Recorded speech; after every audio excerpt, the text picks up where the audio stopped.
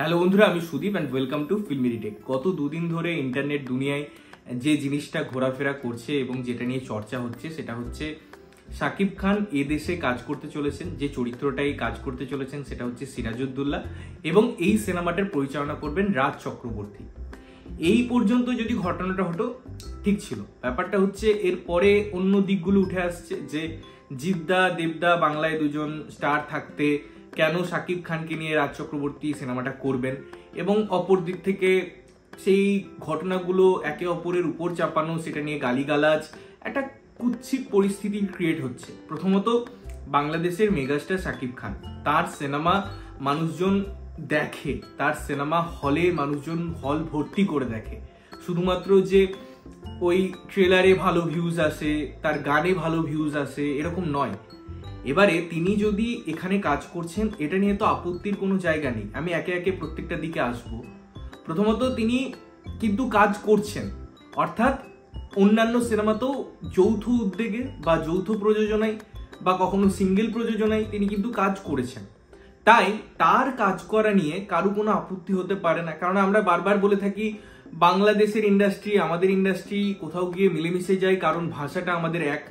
তো সেই জায়গা থেকে যদি একজন মেগাস্টার এখানে কাজ করছেন এবং তাও আবার রাজ চক্রবর্তীর মতো সাকসেসফুল কমার্শিয়াল সিনেমা যিনি দিয়েছেন তার সাথে, তাহলে ব্যাপারটা খারাপ কোথায়? দ্বিতীয়ত এই যে টপিকটা নিয়ে আলোচনা হচ্ছে এটা আজকের টপিক নয়, এটা প্রায় 5-6 বছর ধরে ইন্টারনেটে বিভিন্ন জায়গায় ঘোরাফেরা করছে, বাংলাদেশেও বহু নিউজ হয়েছিল তখন। সুতরাং এই ঘটনাটা যে হবে তারও কোনো তথ্য আমাদের কাছে সত্যি বলতে নেই আজকের ডেটে দাঁড়িয়ে, যেটা অ্যানাউন্স করছে যে হ্যাঁ এই ঘটনাটা হতেই চলেছে। এবং যদি সেটা হয় তাতেও আমার কোনো আপত্তি নেই, রাদার আমি খুশি যে চলো একটা ভালো কোলাবোরেশন হতে পারে। এবারে আসি যে জিদ্দা এবং দেবদাকে নিয়ে এখানকার লোকজন যেটা কথা বলছে, দেখুন তারাও একজন বড় বড় সুপারস্টার। আজকে আমরা দেখেছি জিদ্দা একা কমার্শিয়াল সিনেমাটাকে বাংলায় বয়ে নিয়ে গেছে। দেবদা হয়তো সেরকম ভাবে কমার্শিয়াল সিনেমা নিয়ে যেতে পারেননি, তিনি চেষ্টা করেছেন অন্যান্য ঘরানার কাজ করতে, তিনি সেখানে কখনো সাপোর্টে কাজ করেছেন। যাই হোক, তিনিও কিন্তু ইন্ডাস্ট্রিতে বড় বড় হিট দিয়েছেন। যখন কোনো সিনেমা চলছে না তখন দেবদার সিনেমা চলছে। সুতরাং বোঝাই যাচ্ছে যে চেঞ্জটাও দরকার, এবং জিদ্দা কিন্তু বরাবর নিজের প্রোডাকশনেই কাজ করে এসেছেন। রিসেন্ট খবর এসেছে তিনি অন্যান্য প্রোডাকশনের সাথে কাজ করবেন। তো ঘটনাগুলো হচ্ছে যে একটা ক্রিয়েটিভ ডিস্টেন্স কোথাও তৈরি হয়, কখনো বা ক্রিয়েটিভ মেলবন্ধন হয় না, বা ক্রিয়েটিভ স্পেসের জন্য অনেক কাজ হয় না। কি কারণে এই নিউজটা উঠে এসেছিল, কেন এখানে দেবদা বা জিদ্দা নেই, এগুলো তো আলোচনা সাপেক্ষ বিষয়। এবং কোনো একটা সিনেমায় দেবদা জিদ্দাকেই নিতে হবে, তারা এখানকার স্টার বলে এরকম কোনো মানে নয়। ওই ক্যারেক্টারটার জন্য আমার যে অ্যাক্টরটা সুটেবল তাকেই তো নেওয়া উচিত, এবং সেটাই তো এতকাল হয়ে এসেছে এবং সেটাই হওয়া উচিত। এটা যদি ডিরেক্টর মনে করছেন যে ওই সিরাজউদ্দৌলার বা সিরাজের চরিত্রে এখানে শাকিব খান ফিট করছে, সুতরাং সেখানে শাকিব খানকেই তিনি নেবেন। সেখানে কেন দেবদা বা জিদ্দাকে তিনি ভাববেন? তার সাথে বা দেবদা জিদ্দার সাথে রাজদা অন্য কাজ করবেন, অন্য প্রজেক্ট করবেন, যেখানে তার মনে হবে যে না ওই ক্যারেক্টারটা জিৎ শুট করে, ওই ক্যারেক্টারটাই দেব শুট করে। এটা তো একটা ক্রিয়েটিভ মিডিয়াম, এবং সেখানে আমার মনে হয় এটা হয় না বাংলায়। তারা যে কোনো ক্যারেক্টারে একটা স্টার বসিয়ে নেয়, কিন্তু এটা তো হওয়া কখনোই কাম্য নয়। রাদার এটা হওয়া উচিত যে চরিত্রে যে অ্যাক্টরটা যাচ্ছে তাকে আমি সেখানে পুট করব, তাকে সেখানে প্লেস করব, তবে সেই ক্যারেক্টারটাও ভালোভাবে এস্টাবলিশ হবে, সেই গল্পটাও মানানসই হবে, এবং সেই ক্যারেক্টারটাকে দেখতেও ওই জায়গায় ভালো লাগবে।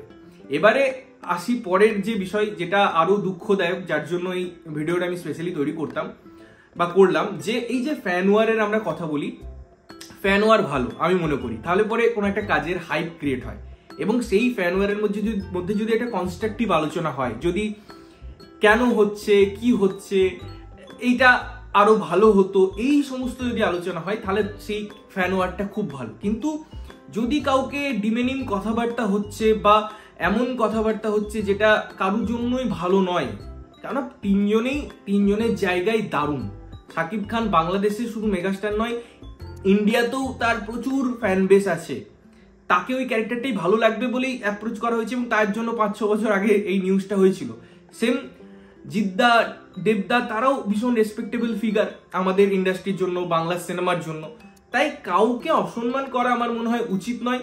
এই পার্সপেক্টিভের ভিত্তিতে বা এজন্য যে কেন নেওয়া হয়নি। আপনারা অবশ্যই তাদের কাজের সমালোচনা করুন, যদি কাজ কোনো কিছু খারাপ লাগছে, কোনো জায়গায় মনে হচ্ছে যে আরো বেটার হতো, সেটা নিয়ে অবশ্যই আলোচনা করুন, সেটা সবসময় স্বাগত।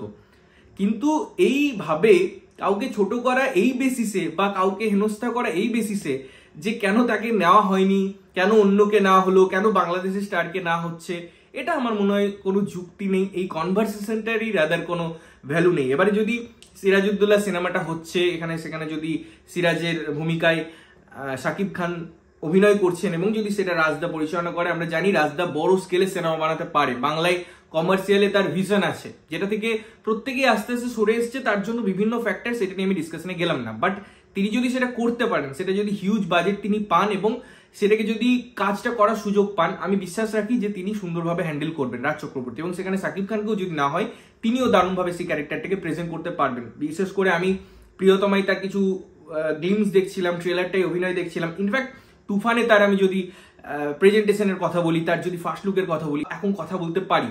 তো সেই জায়গায় দেখা যাক এই প্রজেক্টটা আদৌ আসে কিনা এবং অফিসিয়াল নিউজ আসে কিনা। তোমাদের কি ওপিনিয়ন অবশ্যই কমেন্ট করে জানিও। ততক্ষণের জন্য ভালো থাকবে, সুস্থ থাকবে এবং সবসময় ভালো জিনিস দেখবে। চ্যানেল যদি প্রথমবার দেখছো, লাইক কমেন্ট শেয়ার করতে হবে, সাবস্ক্রাইব করতে হবে যাতে প্রত্যেক নোটিফিকেশন তোমাদের কাছে পৌঁছায়। ততক্ষণের জন্য টাটা।